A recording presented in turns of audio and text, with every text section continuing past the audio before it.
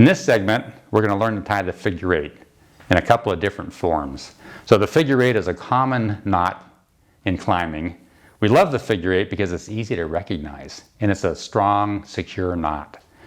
So I'm going to tie first a figure eight on a bight. And I should define terms here. A bight, this is a bight. Okay, this is not a loop. This is a loop. All right. So when I say bight, I'm just pulling up a piece like this. All right, now a figure eight on a bight. What I'm going to do, this works for me, is to wrap my fingers with this bight. Now recognize that if I just put it through at the first opportunity, I end up with a overhand. We all know an overhand, which is great, but that's not what we're learning today. All right, so we're going to go around and go one extra half turn to put the bight through. All right, and then we're going to dress the knot so we don't have any twists in it. And there's our figure eight on a bight. You can see why we call it, it's obvious why we call it a figure eight. It's easy to recognize that it's tied correctly. Super strong, secure knot. It's a knot that's appropriate for an end of the rope. All right, it's at the end of the rope because we don't really have any risk of this tail sucking through. All we could do, we could clearly put this figure eight on a bight anywhere in the rope. So a nice handy way to put a loop in for connecting the rope to something else, to ourselves to secure it. Figure eight on a bight. Now we're going to learn to tie the figure eight on a follow through. Now this is a knot that you'll tie more often than any other knot in climbing. You'll tie this every time that you tie into the rope to climb. So it's important to learn to tie it cleanly, tie a nicely dressed knot. It's just as important, just as easy to tie this cleanly as it is to tie a sloppy knot. So let's learn how to tie it properly. The first thing I'm going to do is measure out the right length of rope. So I know from experience for me, because of my arm lengths here, it's about from my fingertips to my shoulder to start. I'm going to hang on to the rope here and I'm going to tie an initial figure eight. I could do it this way. Okay, notice how I hung on to this so I didn't let this figure eight slide up or down the rope, so that I have 3 feet of rope coming out from the figure eight. So that's one way to do it. Here's maybe another way that you might like a little bit more. Okay, here's where I want to tie the figure eight. I can put a twist, a second twist, and then put this tail through. Any way that you like is fine. The key thing is that I have 3 feet of rope coming out of this figure eight. If you get this right, everything else is going to fall into place. Now let's tie it into our harness on a follow through. Take this tail, run it through the lower tie-in point and the upper tie-in point on our harness.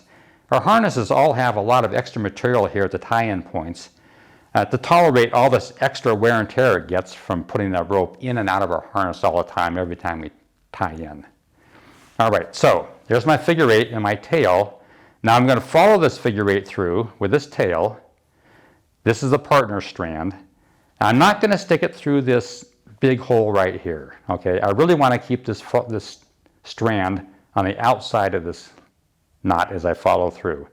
So I'm going to push this over, and I'll call this the non-obvious. That's the obvious hole. This is the non-obvious hole. Keep the strand on the outside.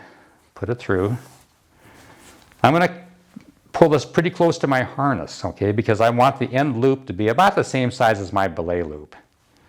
All right, keeping this on the outside, following the strand through. It goes here.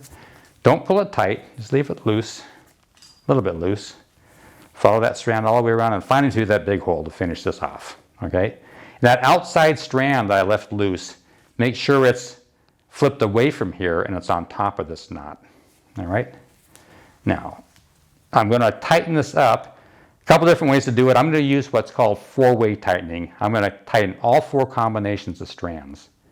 So I'm going to hold on to this strand and pull 1, 2, switch hands to get the 3rd combination, 3, and finally 4. And that gets all 4 combinations to make sure I get the loose strand combination tight. And that is my final figure 8 with a nice sized loop close to me. And about a perfect sized tail, I want at least a couple of fistfuls of tail. I don't want any extra tail. So if I get that 3 feet right, this all falls into place and I don't have any shenanigans with an extra long tail and trying to tie grapevine knots to take care of it. This is a plenty long tail, it's a secure knot, it's safe. This is a good figure 8. Now one nuance on this that I want to point out. This is the load strand. It's very useful for this load strand to be the lower strand on this figure 8. So here's the load. This is actually the strand here. When I fall on this knot, this will cinch up very tight. If it's tied the opposite way with this strand on top, that will cinch down very tightly and make this knot very hard to untie. So the way I tied it, fortunately, the load strand ended up being this strand right here, and that's what I wanted, so that if I fall on this, or when I fall on it, and I finally get back to the ground, it'll be much easier to untie. So that's our figure 8 on a follow through and we're ready to climb.